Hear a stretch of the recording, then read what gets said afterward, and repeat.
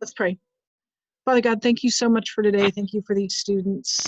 Father, thank you for the truth of your word. Thank you that we can find hope and healing and power in your word. And I pray that that would happen to us as we walk through these most important and well-known and yet in some ways disturbing portions of Scripture. We love you and praise you in Jesus' name. Amen. So if you would please turn to page 231 in your book, and I will read aloud the introduction to you, and then we'll be reading John 18 is what we'll be reading today. Christ's betrayal, arrest, and trial. Pontius Pilate was the fifth procurator, the governmental representative. Sometimes he's called the governor, but he was Roman. So he was the representative of Rome in Palestine. He held that office from AD 26 to 36. His name Pontius was his family name. We would call his last name. The title Pilate meant one armed with a javelin. Little is known of Pilate's early life except for a few legends, which might or might not be true. He was said to be, so all of this that I'm about to read in this paragraph, we don't know for sure if it's true. He was said to be the illegitimate son of Tyrus. In Rome, he allegedly committed murder and was exiled to Asia Minor, where he subdued a rebellious people, thereby regaining the favor of Rome, and was awarded the governorship of Judea. Pilate seemed to enjoy torment. Now this part is more testified to from here on out. Pilate seemed to enjoy tormenting the Jews. He never seemed to understand them. And as the Jewish historian Josephus pointed out, Josephus was born a Jew, ended up working for the emperor in Rome.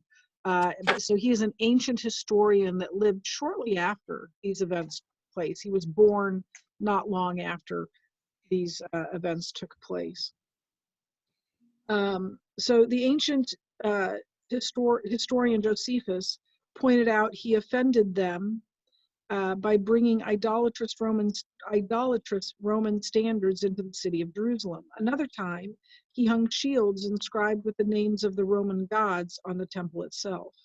He also had his soldiers kill some Galileans while they were sacrificing in the temple. Luke 13:1 refers to that very incident. There were present at that season some that told him of the Galileans whose blood Pilate had mingled with their sacrifices. Pilate's actual headquarters was in Caesarea, but he came to Jerusalem every Passover to keep order among the population, which swelled at that holiday. After the Jewish leaders condemned Christ, they brought him to Pilate, who was probably living in Herod's palace near the temple. Early in the morning, From the beginning of the hearing, he was torn between offending the Jews again and condemning an innocent person. He tried every which way he could think to convince the Jews to release Jesus. He didn't want them to complain to Rome again about his behavior. So, putting politics before justice, he finally gave in to their demands to crucify him. According to Josephus, Pilate's political career ended 6 years later when he tried to suppress a small rebellion in Samaria and killed an innocent man. The Samaritans complained, and Pilate was recalled to Rome. His name then seems to have disappeared from official Roman governmental history.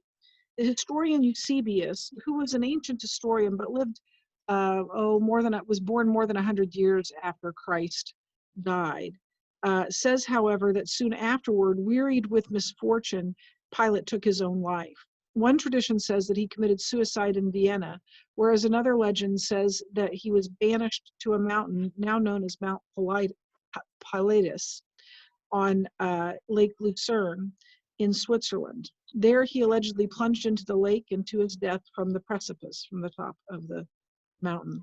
And those last parts we can't know for sure. So I'm going to read John 18 to you. If you have your Bibles, I hope you do, you can follow along with me. When Jesus had spoken these words, so he's just finished praying in the garden. He went out with the disciples across. Oh, I'm sorry. That's not. Yep, that's what we are. Okay, never mind. Let's start over. When Jesus had spoken these words, he went out with his disciples across the brook Kidron, where there was a garden, which he and his disciples entered. Now Judas, who betrayed him, also knew the place, for Jesus often met there with his disciples. So Judas, having procured uh, a band of soldiers and some officers from the chief priests and the Pharisees, went there with lanterns and torches and weapons. Then Jesus, knowing all that would happen to him, came forward and said to them, "Whom do you seek?" They answered him, "Jesus of Nazareth." Jesus said to them, "I am he." Judas, who betrayed him, was standing with them. When Jesus said to them, "I am he," they drew back and fell to the ground. They fell over backwards, in other words. So he asked them again, "Whom do you seek?" And they said, "Jesus of Nazareth." Jesus answered, "I told you that I am he. So if you seek me, let these men go." This was to fulfill the word that he had spoken, "Of those whom you gave me, I have lost not one." Then Simon Peter, having a sword, drew it and struck the high priest's servant and cut off his right ear. The servant's name was Malchus. So Jesus said to Peter, "Put your sword into its sheath. Shall I not drink the cup that the Father has given me?" So the band of soldiers and their captain and the officers of the Jews arrested Jesus and bound him. First they led him to Annas, for he was the father-in-law of Caiaphas, who was high priest that year. It was Caiaphas who had advised the Jews that it would be expedient that one man should die for the people. Simon Peter followed Jesus, and so did another disciple. That's John. Since that disciple was known to the high priest, he entered with Jesus into the courtyard of the high priest. But Peter stood outside at the door. So the other disciple, who was known to the high priest, meaning John, went out and spoke to the servant girl who kept watch at the door and brought Peter in. Peter came into the courtyard outside, but he never went into the house. John apparently followed into the house. And we don't know why he didn't want to go in the house, but he stayed outside, as is going to be obvious in the coming narrative. The Simon Peter followed Jesus, and so did the other. I already read that part. The servant girl at the door said to Peter, "You also are not one of this man's disciples, are you?" And he said, "I am not." Now the servants and officers had made a charcoal fire because it was cold, and they were standing and warming themselves. Peter also was with them, standing and warming himself. And now we're going back into the house. It kind of goes back and forth between in the house where Jesus is with Caiaphas and outside the house where Peter is. The high priest then questioned Jesus about his disciples and his teachings. Jesus answered him, "I have spoken openly to the world. I have always taught in the synagogues and in the temple where all Jews come together. I have said nothing in secret. Why do you ask me? Ask those who have heard me what I said to them. They know what I said." When he had said these things, one of the officers standing by struck Jesus with his hand, saying, "Is that how you answer the high priest?" Jesus answered him, "If what I said is wrong, bear witness about the wrong. But if what I said is right, why do you strike me?" Annas then sent him bound to Caiaphas, the high priest. Now Simon Peter was standing and warming himself. So they said to him, "You also are not one of his disciples, are you?" He denied it and said, "I am not." Once the servants of the high priest, one of the servants of the high priest, a relative of the man whose ear Peter had cut off, asked, "Did I not see you in the garden with him?" Peter again denied it, and at once a rooster crowed. Then they led Jesus from the house of Caiaphas to the governor's headquarters. It was early morning. They themselves did not enter the governor's headquarters so that they would not be defiled, but could eat the Passover. So Pilate went outside to them and said, "What accusation do you bring against this man?" They answered him, "If this man were not doing evil, we would not have delivered him over to you." Do they actually accuse him of anything? No. No, they just say, obviously he did something wrong, or we wouldn't have brought him here. Take him yourselves and judge him by your law. The Jews said to him, it is not lawful for us to put anyone to death. This was to fulfill the word that Jesus had spoken, to show by what kind of death he was going to die. If he was going to die at the hands of the Romans, it would be a crucifixion, which was exactly what he was saying when he said, when I'm lifted up from the earth, a euphemism for crucifixion, I will draw all men to me. So Pilate entered his headquarters again and called Jesus and said to him, are you the king of the Jews? Jesus answered, do you say this of your own accord, or did others say it to you about me? Pilate answered, am I a Jew? Your own nation and the chief priests have delivered you over to me. What have you done? Jesus answered, my kingdom is not of this world. If my kingdom were of this world, my servants would have been fighting, that I might not be delivered over to the Jews. But my kingdom is not from this world. Then Pilate said to him, so you are a king? Then Jesus answered, you say that I am a king. For this purpose I was born, and for this purpose I have come into the world, to bear witness to the truth. Everyone who is of the truth listens to my voice. Pilate said to him, what is truth? After he had said this, he went back outside to the Jews and told them, I find no guilt in him. But you have a custom that I should release one man for you at the Passover. So do you want me to release to you the king of the Jews? They cried out again, not this man, but Barabbas. Now Barabbas was a robber. So that's John 18, and we're going to answer some of these questions from your book. We're not going to answer the first two, but we'll go to the third one. And it says, what might have caused Peter to deny that he knew Jesus? Landon? He didn't want to get crucified or like punished with Jesus for being a follower of him. Yeah, absolutely. He would have been afraid. He saw them bind Jesus and take him away and try him, and he doesn't know what's going on inside there. He doesn't even know if Jesus is still alive, and so to align himself with Jesus might have caused him to have the same fate as Jesus. We'll talk in a little bit about how Jesus protected his disciples.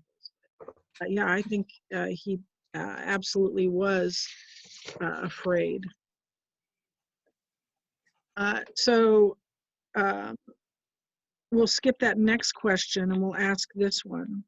How would you describe Jesus' answers to Pilate and Caiaphas? How are his answers to the two similar or different? First, I'm going to ask it this way. Did Jesus give much of an answer? Did Jesus give direct answers to the questions he was being asked? Not really. He really didn't give much of an answer at all. When he's asked about his disciples and his teaching, he doesn't give up his disciples. He doesn't say anything about his teaching. He says, I've spoken openly. Why don't you ask someone who heard me? So he doesn't really answer it at all. And then before Pilate, he says, Pilate says, are you the king of the Jews? And he doesn't answer that. He says, is this what are you asking this, or is this what you were told to ask, or is this, do you want to know, or do others, want to know, kind of thing. And then he says, the closest he comes to admitting that he's the king of the Jews is he says, my kingdom isn't of this world. And then Pilate says, so you are a king. And when Jesus says, you say that I am, he's essentially saying, you're telling me I'm a king. You're saying I'm a king. But so his answers to Pilate were a little more complete, possibly because Pilate was likely unfamiliar with prophecy in the Bible, and obviously the members of the Sanhedrin would have been very familiar with that. But he certainly wasn't giving really straight, complete answers. Is Jesus defending his innocence? Not really. No, not Why not?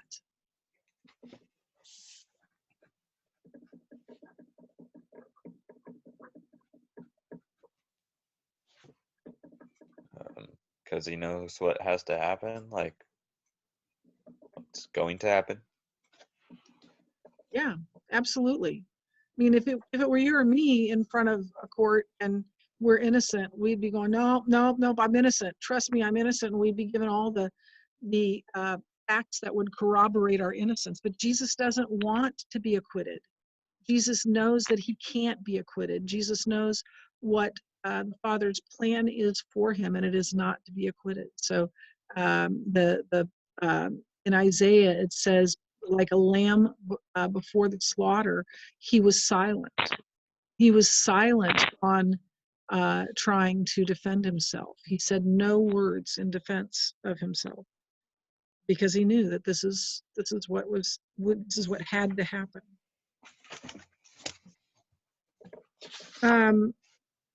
Yeah, so that we kind of answered that last question there. Why would he answer the way he did? Because he didn't want to defend himself. He knew what his Father's plan was, and he was committed to completing that plan.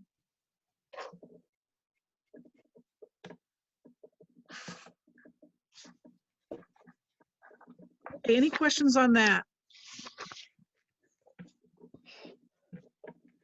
Okay, so if you would please look at the chapter 32 quiz.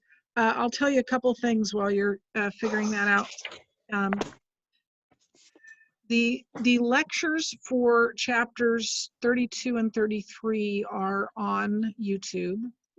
34 should be on YouTube today. 35 might get on YouTube today, probably be tomorrow.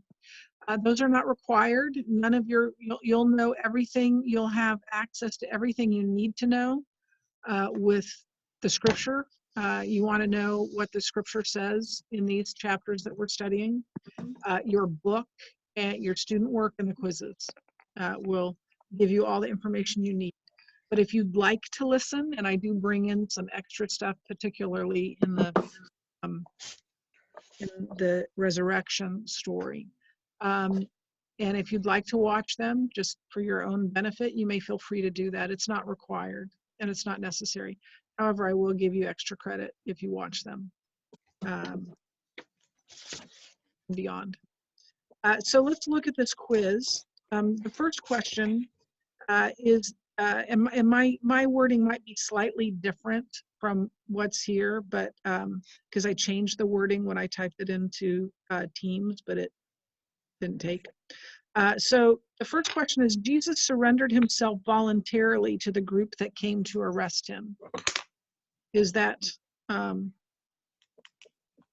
true or false? True. That's true. He surrendered voluntarily. Question number 2, only about 12 people came to arrest Jesus in Gethsemane. Is that true or false? False. That's false. In other, it says a band of people here. The Greek word is the word cohort, and it means a large contingent of soldiers. These were armed soldiers and chief priests and temple police that were also armed. So it was a large group that came to arrest Jesus. Now, this wasn't in the story, but I think you'll know this question. Who walked up to Jesus and said, "Master," and then gave him a kiss? Judas. Judas, who betrayed him. Who said, "Whom do you seek?"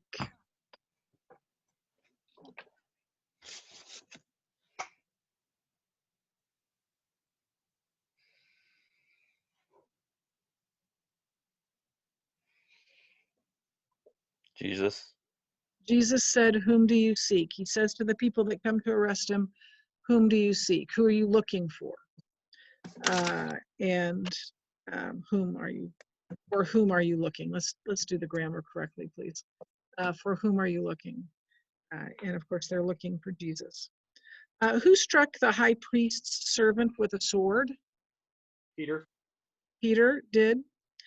And then this says, who was healed by Jesus in the Garden of Gethsemane?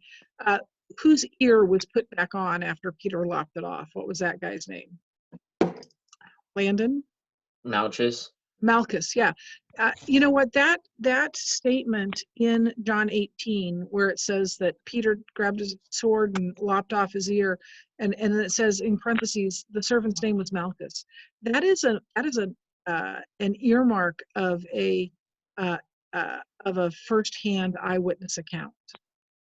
Those kinds of details are not told by people who don't have close knowledge of the situation. So that's the Gospels are full of those kinds of things, and that's one of them. Who was the former high priest, but the most powerful religious leader in Jerusalem? The way your quiz puts it is former high priest, virtual religious leader in Jerusalem. Who was that? Is that Caiaphas? No, he was the actual high priest. It was Annas? Caiaphas's father-in-law. Yes, Annas. And he's called in chapter 18. He's called the high priest. He was considered high priest for life, and he was very well respected. Annas was not as great as Caiaphas, excuse me, wasn't as great a man as Annas was. So yeah, Annas was the former high priest, and that's whose house they go to initially, and then they go to Caiaphas's house and call in the Sanhedrin after that. Who was high priest at Jesus' trial? So who was the actual high priest during this time? That would be Caiaphas. Now that's Caiaphas, yeah, the son-in-law of Annas. Which disciple accompanied Jesus into the palace of the high priest? John. John did. Peter was out in the courtyard, but John's the one that followed him in. Who identified, which kind of they're trading places, right? Because you've got Peter's this bold one that'll go anywhere, and when we get to the garden tomb, they both go running. And John gets there first and looks in, and Peter just charges past him and rushes right into the tomb. And so you see their personalities in that. But here, John goes in. John says, I'm going to stay with him. And Peter's like, I think I'll stay outside. So yeah, he must have been afraid. Who identified Peter as a disciple of Jesus? In other words, who was one of the people who said, you're a disciple of his, aren't you? The maiden? The maiden, the servant girl. We didn't do 9. We didn't do 9 because that's not on your test. Okay. Now, do you want to know who it is? I already It's a wrote jailer. it down. Yeah. But, yeah, I only put the ones that you need to know. Although this next one, I realized after the fact is not in, it's in the lecture that you're not required to watch. So I'll tell you the answer, but it's not on your test. The word Kidron, so as in Brook Kidron, means cedars. Means cedars.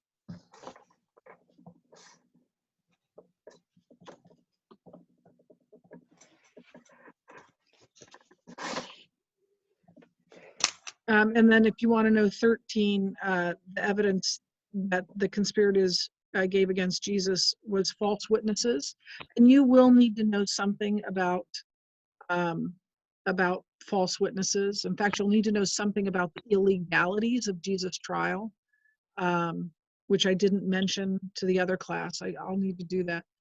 There were a number of illegalities, and you want to write these down to Jesus' trial. What? How do you illegalities? Ill, I-L-L, egal, E-G-A-L, I-T-I-E-S. Illegalities means those things that were illegal. One thing is that the trial was at night, and under Jewish law, you could not hold a trial at night.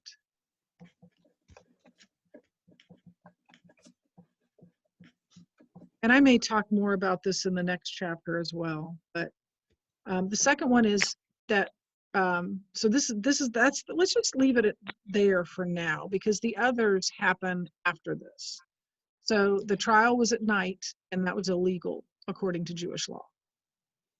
Okay? And when we get to the next lesson, we'll talk more about the rest of his trial. And yeah, we'll pick it up from there. Okay, so last question is this. Explain how Jesus protected and cared for his disciples until he was arrested. What did you read in that story that showed Jesus protecting his disciples?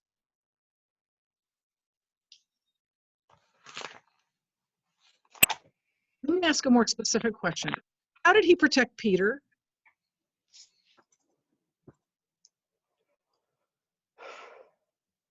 In the garden. Well, I told him to put his sword away. Yeah.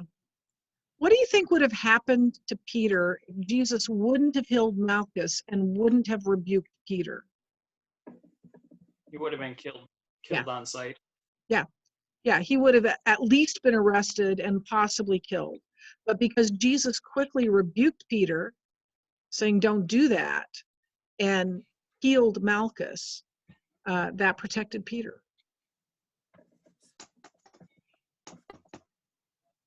Now, the other thing,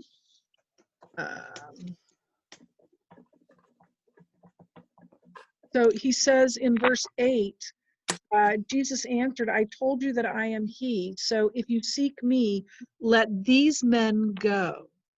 So he's saying, look, arrest me, take me. I'm the one you want. Let my disciples go free, which they did. So he protected them by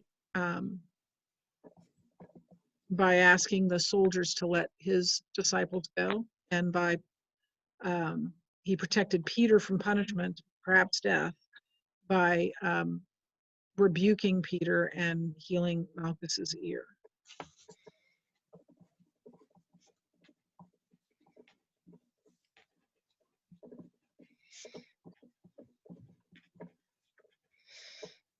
Any questions on any of that?